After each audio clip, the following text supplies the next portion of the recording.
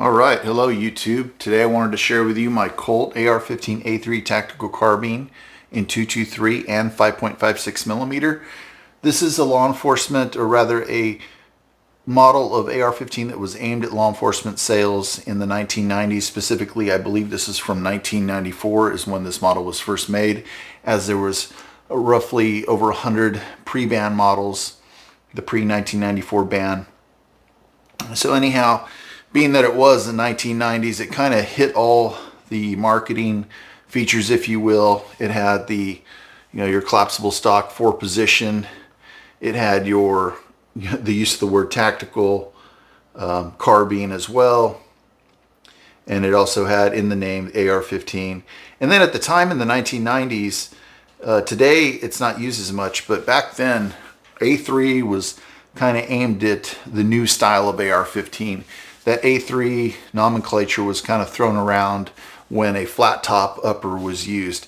Now I know there's a lot of conjecture today as to what an A3 is, but anyhow, back then when you said A3 in the 90s, late 90s, oftentimes you would kind of think, okay, they're talking about a flat top AR-15, which this one has. And also included with that, they would give you the carry handle. So this is an HBAR rifle, and we'll kind of get into that a little bit. This is a model that is probably, I would say, early 2000s. It's pre-2004, still has the law enforcement markings. This one came with a 1-in-9 HBAR.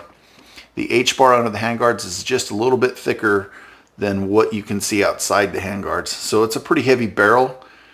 It's actually marked as such as well. So we can get that in the picture there. Sorry about it being upside down, but 5.56 NATO 1-in-9 HBAR. So it kind of told you everything you needed to know there. Along with the HBAR, it would include, this model came with the double shielded M4 handguards, kind of the big oval egg shaped. Had the F marked front sight base to match up with the flat top and the carry handle height. This model specifically, or rather Colts in general at the time, had the large hammer and trigger pins. They were larger diameter than standard.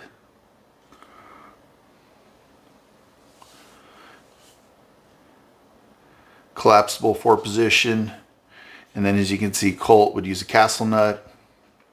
Came along in the late 90s, early 2000s, and they would stake that castle nut in 2 places. There's one place there, one there, so the castle nut wouldn't loosen up. As you can see, this is kind of a jet black finish. It's not a gray, so this is kind of Colt going modern. Kind of the tactical look. And at the time, in the late 90s or 90s in general, there was competition for Colt, and the 1-in-9 was kind of a twist rate that is actually really good, and it handles most bullet weights, mostly bullets that everybody shoots every day, 55 grain, 62 grain, a little heavier than that even, and it shoots them fairly well. The AR-15A3 tactical carbine is known as one of the most accurate carbines you can purchase as far as off the shelf. There's been some studies done, and guys were achieving under 1 MOA with this type of barrel on the AR. So this is a little bit front heavy for being what it is. It's not exactly a lightweight gun. It is very heavy as far as the barrel goes. As you can see, from 1994 through 2004, Colt would mark, due to the Crime and Gun Control Act, Colt would mark these lower receivers, magazines, etc. with restricted military, government, law enforcement, export use only. When that ban expired, when it was not extended, this is just essentially a decoration for states in America that don't have those restrictions. So it's kind of neat that they have, I guess some collectors go after that marking, but really it doesn't do anything for anybody. As you can see, back in those days, this flat top upper has the C stamp. Then you've got a keyhole forging there. The upper itself, I don't know how well we can get that in the shot, but it would be marked. This one's actually marked M4. It's hard to see, but that is marked M4.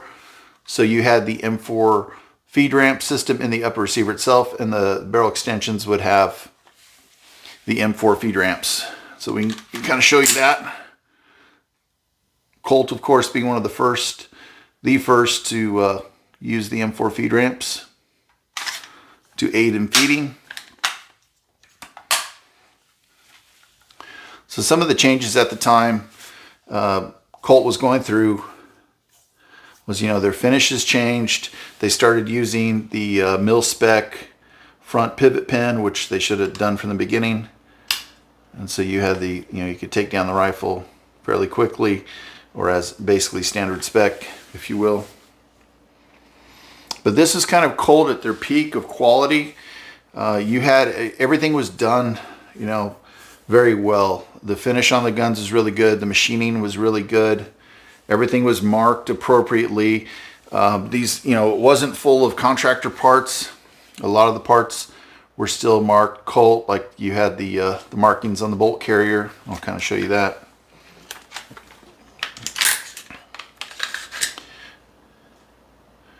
So you had the nice C marking there, and then as you turn the bolt, you can actually see another C marking, or MPC. And then of course these came with an H buffer, which is a heavy buffer. That would typically aid in reliability with the carbines. So you had the heavier buffer. You also had the M4 feed ramps. So if there was any issue with any sort of ammunition, that would kind of buy you a little bit of insurance for feeding. This did have the newer style at the time, collapsible stock, the waffle style as they would call it. Colt transitioned away from the N1 style stock right around the late 90s and into the early 2000s, as I remember. So this would have been right around that time, early 2000s. And if I remember correctly, they would give you, when you bought the rifle new, you would either get two 20-round mags or a 20 and a 30-round mag in the accessory package. So Colt really kind of took care of you when you purchased one of these new. This was considered a blue label rifle, and that was just something that was a color that was assigned to post early 90s rifles, essentially, and carbines. Let's give it another turn over here real quick. As you can see, this has the flat top, of course, like mentioned earlier, but it comes, back then they actually gave you the carry handle, which is a really nice addition. Much better than, like, say, the, your mag pull backup sight. So you got a very nice carry handle when you purchase the rifle. That one happens to be a square forge marking there. And it matches, if you notice the finish, all matches very closely on the rifle. The only thing it doesn't really match, you have kind of a black charging handle, but it's got kind of a blue tint to it. So Colt really did a nice job in this era. This is, as Chris Bartocci on the Small Arms Solutions page, YouTube page, he kind of remarks that this is kind of Colt at their peak. And he's really right, because these rifles were the nicest. They were the closest to military spec that Colt ever made for, civilians, essentially. So like I said, kind of a sign of the times.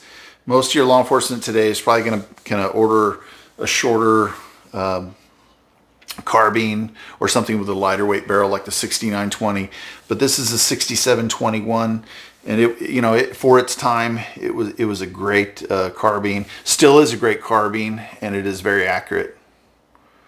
So I don't believe Colt manufactures this anymore. They might. I really don't know. And as you can see, this is an actual Colt manufactured barrel. This is not a contractor barrel. The way you can usually tell that is, for one, this has the old font, kind of a large font, and then also the MP stamp is one letter, essentially. Those are connected. So it's kind of neat that they marked the lower receiver 223 and then went on to mark the barrel 5.56 NATO. Then of course, Colt's HBAR marking. This would come with the A2 style muzzle device compensator, if you will.